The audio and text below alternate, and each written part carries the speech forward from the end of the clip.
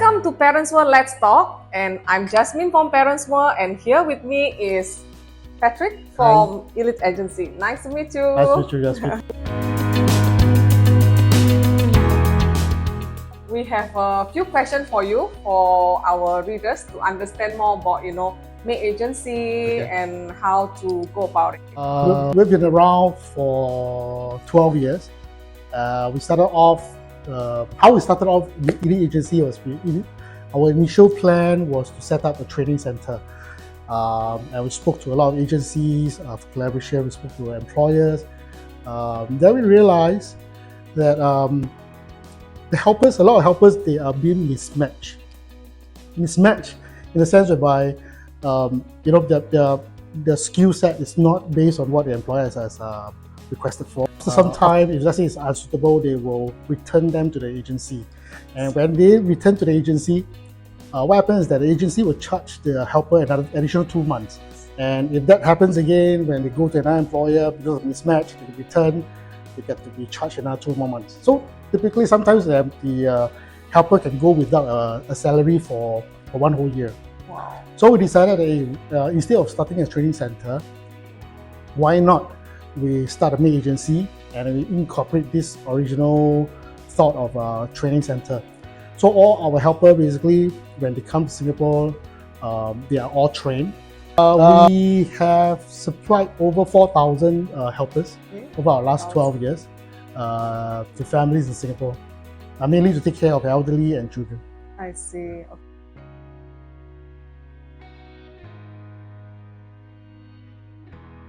Okay, one of our USP is that we provide training, like I mentioned earlier. We do training back in their own home country, 40 hours. And then when they come to Singapore, we will go through a crash course, which is generally 3 days. 3 days of training. We teach them even all the basic stuff. And we also do orientation prior to deployment, which means that on the day whereby the employer kind of picked up the helper, our consultant will go through with them some conditioning. Conditioning in the sense whereby, things like how to save water, why do they need to save water, save electricity, because Singapore is expensive. They're not supposed to do social media in Singapore, they're not supposed to do social media in the employer's house. This separate document whereby the helper has to sign. And then they have to acknowledge, so we let them know that cases whereby you're found to breach this, you will be sent back. Yeah. I think that's interesting because I understand one of our friends, the helper actually got TikTok account. So when it's not working, I think he's doing the TikTok. Yes.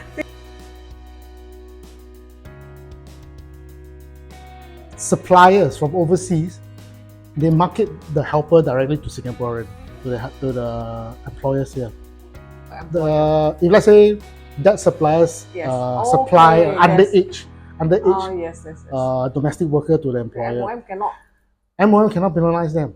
Yeah, because the agency is not local. It's not here. Yeah. Because they realize that when they do the direct hiring, right, when the helper comes in and after all the expenditure, the helper failed the medical, they have to send them back. So all the cost that they have spent is down the drain. Yes. Situation whereby the helper comes in after 1 week, they find they're not suitable, or the helper decided not to work. There's no replacement. There's no one to counsel the helper. So then they realize, eventually I still prefer to go through agency. When we hit problem, you will be there to help us to talk to the helper, and we have a guaranteed replacement within 6 months. So everything is all done by the agency. I think one of the key things in business is to be able and be quick to adapt to ever-changing landscape. Because especially in my trade, MOM, they constantly fine-tune the guidelines, the rules, the regulation on agencies.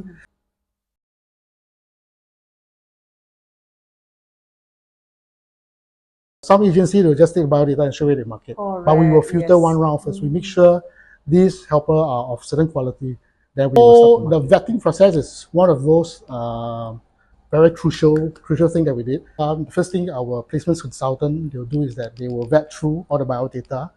They'll take a look and then they will arrange for interviews. Data they will scrap through and then they'll see all those which is too short we will reject. Especially those in HDB, right? You got to Yes. bring the bamboo stick Oh, to hang up yes. clothes. Yes. So if they need a stool to help Yes, them very bring out, then that dangerous. becomes very, very dangerous. Yes. And those stay in landed, the ceiling is very high.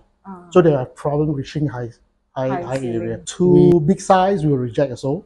We will also tend not to bring them in because through experience, Okay. this group tend to get tired easily. Yes. Check. So in terms of their physical appearance, Okay. those who look too young, because there's an age limit here. In Singapore, minimally you have to be 33 years old. 20. So we filter them. After we filter all this out, then we start to do the interviewing process. During interview, we will also take a look in terms of if they're being very demanding. They ask for their own room, they must have their own toilet, they need Wi-Fi, and so on and so forth. We will reject them straight away. I see. Okay, then those whereby we think they can work as a helper, we'll bring them in. Then from there, then we will start to market to our employers. We'll start to market online. We do a lot of collaboration with external parties. Okay. So on and on, whereby they have some training courses. Okay. Sometimes it can be baking or some skill enhancement, whether you want to send your helper for training for the courses. So we will disseminate to our employer. I see. Yeah. We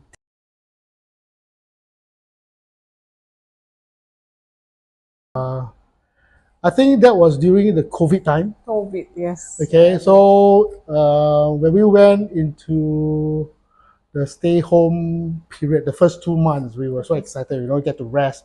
Because in running a maid agency is very tiring. Yes. Both supply and demand are all humans. Yes. The human is the most difficult to handle part. Yes, yes. So we took a break 2 months. We were so happy about it. We cooked. Then eventually realized that, okay, helper cannot come in. Border closed. So even I have requirement, I cannot do anything at all. Yes. For 18 months, okay, we were only able to circulate the helpers within Singapore, which means that any employer, some employers, what happens that the elderly pass on, they lost their job, they return the helper to us. So once they return to us, then we get to transfer the helper. Yes.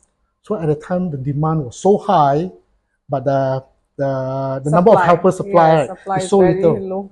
So we can then do a transfer. We were previously doing about 50, around 50 application a month. Yes. It went down to just 1 or 2 or sometimes 0 for 18 months. Yeah. But Staff period. that one was extremely stressful because we did not release our staff. We kept them, all those the PR in Singaporean, we send them for courses to take back in terms of payroll reimbursement. And then we have Malaysia, we kept them also to do support. Customer, they face wrong with the helpers, then they call, and then they try to help them resolve. During COVID also, a lot of complaint cases, because employers stay at home, they begin to realize that, what are the things that the helper has been doing every day. Yes. So they get to see. Everything is wrong. Yeah. They start to pick on them. So there are a lot of complaints. So the staff handle complaints. The other group of staff go for workshop. Yes, workshop. So we can clean back some payroll. And then eventually MOM allow our lodging, because we have our own lodging, allow our lodging to convert as a stay-home notice facility. So that was a time, then we quickly pivot our lodging into a SHN facility. Then that's where our income stream started to flow back. That's why there was a situation whereby an employer deducted the helper's salary. So the helper worked for the employer for 9 months, have not collected the salary at all. After 9 months, the helper ran away. The helper was saying that she don't have enough food, don't have enough rest, and madam was scolding her every single day. That's why she ran away. So when I went there, what happens is that the employer, after all the calculation, deducted $4,000 over. I say, why do you deduct $4,000? I say, you're not allowed to do that. So the employer said, I brought her to Japan. So right now, she should not complete the contract, she have to pay back. Okay. Okay, so that's $1,000 over. He said, in Japan, I bought a shirt for my little girl. Okay, she washed the laundry, she damaged it. That cost $600. Okay, a branded shirt from Japan. And then she got a pair of shoe, was damaged by the dog. So I say damaged by the dog. Then what is it got to do with the helper? Oh, because the helper didn't keep my shoe. So my dog chewed it, so she got to pay for it. So everything adds up $4,000.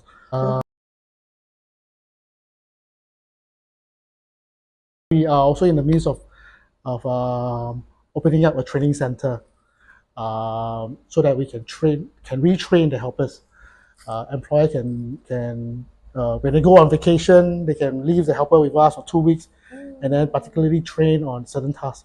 Yeah, that would so be we are very planning. good idea. We are planning on this phase right now. So yeah, hopefully it's we can get it launched within the next 6 months.